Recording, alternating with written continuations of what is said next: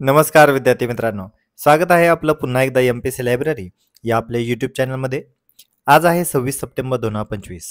आज आपण खूप महत्त्वाच्या चालू घडामोडी पाहणार आहोत. आज आपण सुरुवातीला पाहणार आहोत 2025चे बॅलन डी ओर विजेते कोण ठरलेले आहेत. तसेच EVMवर उमेदवारांची रंगीत छायाचित्रे स्थापण्याची सुरुवात कुठे होणार आहे. तसेच EVM बद्दल थोडक्यात माहिती देखील आज आपण पाहणार आहोत. आणि 5वी जागतिक सागवान परिषद कुठे आयोजित करण्यात आलेली आहे. तसेच भारतातील पहिले खाजगी स्ट्रॅटेजिक पेट्रोलियम रिझर्व कोण बांधणार आहे. तर या संपूर्ण चालू घडामोडी समजून घेण्यासाठी शेवटपर्यंत व्हिडिओ नक्की पहा. आता आपण सुरुवात करूया कालच्या एका प्रश्नाने. काल मी व्हिडिओच्या शेवटी तुम्हाला एक प्रश्न विचारलेला होता. धोरडो गाव हे कोणत्या राज्यामध्ये आहे. सध्या धोरडो गाव हे खूप चर्चेमध्ये आहे. नुकतेच नरेंद्र मोदी यांनी या गावी जाऊन त्या गावाची खूप स्तुती देखील केली होती आणि विशेष कारणाने ते चर्चेमध्ये देखील होते. त्यामुळे आपल्याला या गावाबद्दलची माहिती असणं गरजेचे आहे. कालच्या व्हिडिओमध्ये आपण सविस्तर अशी माहिती याविषयी पाहिलेली आहे. हवं असेल तर कालचा व्हिडिओ तुम्ही पुन्हा एकदा रिवाइंड करून पाहू शकता. तर धोरडो गाव कोणत्या राज्यात आहे. तर याचं योग्य उत्तर आहे पर्याय क्रमांक 2 गुजरात. आता आपण आजचे दिनविशेष पाहूया. 26 सप्टेंबर 1820 ईश्वरचंद्र विद्यासागर यांची जयंती. आपण इतिहासामध्ये ईश्वरचंद्र विद्यासागर यांच्याविषयी सविस्तर अशी माहिती ऑलरेडी पाहिलेलीच असेल. त्यांची आज जयंती आहे. विधवा पुनर्विवाह समर्थन व बालविवाहास विरोध त्यांनी केलेला होता. ते संस्कृत कॉलेज 1849 साली स्थापन झालेले त्याचे प्राचार्य होते. तसेच त्यांनी विधवा पुनर्विवाह कायदा यासाठी प्रयत्न देखील केलेला होता. लक्षात असू द्या विद्यार्थी मित्रांनो, ईश्वरचंद्र विद्यासागर 26 सप्टेंबर 1820 या दिवशी त्यांचा जन्म झालेला होता. 26 सप्टेंबर 1985 मानव संसाधन विकास मंत्रालय याची निर्मिती करण्यात आलेली होती आणि सध्या या मंत्रालयाचं नाव शिक्षण मंत्रालय असे करण्यात आलेले आहे. इतिहासामध्ये मानव संसाधन विकास मंत्रालयाचं ऑलरेडी नाव शिक्षण मंत्रालय केलेलं होतं, परंतु पुन्हा एकदा त्यांचं मानव संसाधन आणि पुन्हा एकदा त्याचं शिक्षण मंत्रालय असं वेळोवेळी त्याचं नाव बदलण्यात आलेलं आहे. 26 सप्टेंबर 1956 भारतीय मराठी उद्योगपती लक्ष्मणराव किर्लोस्कर यांच्या आजच्या दिवशी निधन झालेले होते.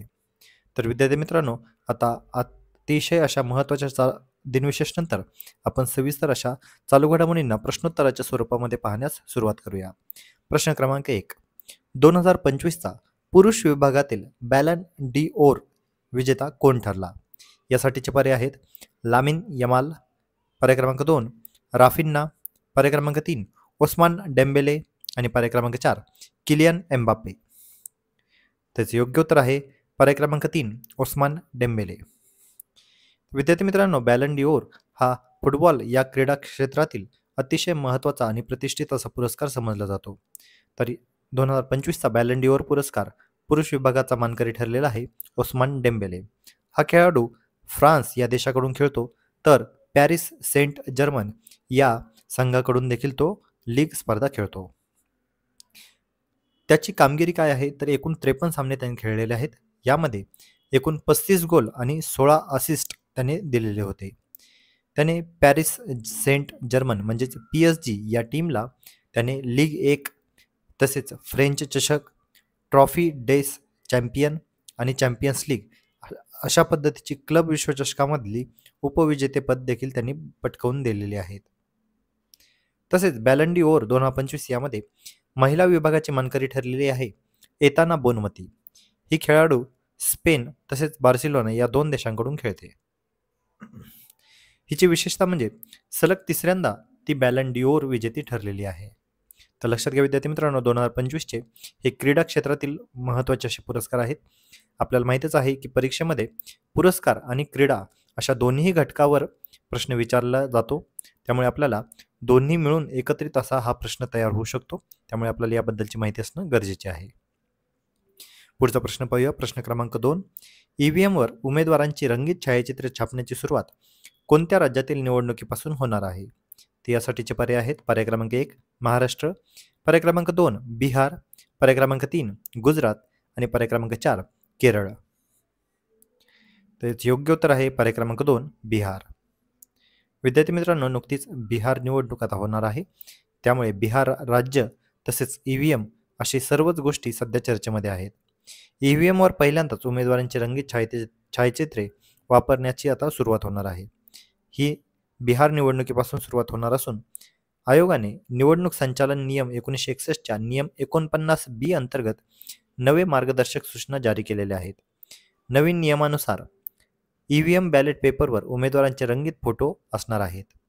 उमेदवाराचा चेहरा हा छायाचित्रासाठी देण्यात आलेल्या जागेच्या 3/4 म्हणजे 75% भागावर दिसेल. उमेदवार आणि नोटाचे क्रमांक आता मोठ्या व ठळक अक्षरामध्येच म्हणजे बोल्ड फॉन्टमध्ये छापले जातील. याची फॉन्ट साईज 30 असेल आणि अधिक स्पष्टतेसाठी ठळकपणे लिहिले जाईल. विधानसभेच्या निवडणुकीवेळी मतदान पत्रिका गुलाबी रंगात असणार आहे. तसेच ईव्हीएम मतपत्रिकेमध्ये 70 GSM पेपरवर छापली जाणार आहेत. तर लक्षात घ्या विद्यार्थी मित्रांनो, ईव्हीएमवर आता पहिल्यांदाच उमेदवारांची रंगीत छायाचित्रे ही बिहार निवडणुकीपासून सुरुवात होणार आहेत. पुढचा प्रश्न पाहूया. प्रश्न क्रमांक 3. भारतात ईव्हीएम पहिल्यांदा कोणत्या वर्षी व कुठे वापरले गेले? यासाठीचे पर्याय आहेत. पर्याय क्रमांक 1 1982 केरळ, पर्याय क्रमांक 2 1995 महाराष्ट्र, पर्याय क्रमांक 3 2004 दिल्ली आणि पर्याय क्रमांक 4 2013 नागालँड. त्याचे योग्य उत्तर आहे पर्याय क्रमांक 1 1982 केरळ. विद्यार्थी मित्रांनो, आत्ताच मी सांगितल्याप्रमाणे ईव्हीएम हा मुद्दा खूप चर्चेमध्ये आहे. त्यामुळे आपल्याला याबद्दलची सर्व माहिती असणं खूप खूप गरजेचं आहे. त्यामुळे आता थोडक्यात ईव्हीएमबद्दल जाणून घेऊया. ईव्हीएममध्ये जास्तीत जास्त 2000 मतांची नोंद करू शकते, परंतु मॅक्झिमम 1500च करतात. प्रत्येक बॅलेट युनिटवर 16 उमेदवारांची नावं असतात. यामध्ये नोटाला धरून ही 16 उमेदवारांची यादी असते. एकाच वेळी 24 बॅलेट युनिटवर जोडले जाते, तसेच एकत्र जोडले जाऊ शकतात आणि 384 पेक्षा उमेदवार आणि नोटा या पद्धतीचे या ईव्हीएममध्ये नमूद केले जाऊ शकतात. ईव्हीएमला विजेची गरज नसते. 1982 मध्ये ईव्हीएम पहिल्यांदा केरळच्या परूर विधानसभा पोटनिवडणुकीमध्ये वापरले होते.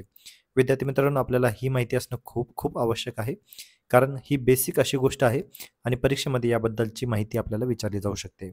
ईव्हीएमचा सर्वप्रथम वापर हा 1982 मध्ये केरळच्या परूर विधानसभा पोटनिवडणुकीमध्ये वापरण्यात आला होता. तसेच 2004 मध्ये लोकसभा निवडणुकीपासून देशभर पूर्णपणे ईव्हीएम लागू करण्यात आले. तसेच 2013 मध्ये व्हीव्हीपॅट पहिल्यांदा वापर नागालँडच्या नोक्सेन विधानसभा पोटनिवडणुकीपासून सुरुवात करण्यात आली होती. तर ही होती ईव्हीएम बद्दलची थोडक्यात माहिती. आता पुढचा प्रश्न पाहूया. प्रश्न क्रमांक 4. 5वी जागतिक सागवान परिषद कुठे आयोजित करण्यात आलेली आहे? यासाठीचे पर्याय आहेत. पर्याय क्रमांक 1 त्रिवेंद्रम, पर्याय क्रमांक 2 कोची, पर्याय क्रमांक 3 मुंबई आणि पर्याय क्रमांक 4 भुवनेश्वर. त्याचे योग्य उत्तर आहे पर्याय क्रमांक 2 कोची. 5वी जागतिक सागवान परिषद ही नुकतीच केरळमध्ये आयोजित करण्यात आलेली होती. ही जागतिक सागवान परिषद म्हणजेच वर्ल्ड टीक कॉन्फरन्स ही दिनांक 17 ते 20 सप्टेंबर या दरम्यान आयोजित करण्यात आलेली होती आणि याचं ठिकाण होतं कोची, केरळ. भारतातील पहिलीच अशी परिषद आहे. याची सुरुवात ही 2011 पासून झालेली असून याची ही 5वी आवृत्ती आहे. केरळ फॉरेस्ट रिसर्च इन्स्टिट्यूट म्हणजेच KFRI ने ही परिषद आयोजित करण्यात आलेली होती. यासाठीची थीम होती जागतिक सागवान क्षेत्राचा शाश्वत विकास करणे, तसेच भविष्यातील बाजारपेठा व पर्यावरणाला अनुकूल होणे. तसेच 40 देशांहून अधिक 350+ प्रतिनिधी या परिषदेला उपस्थित होते.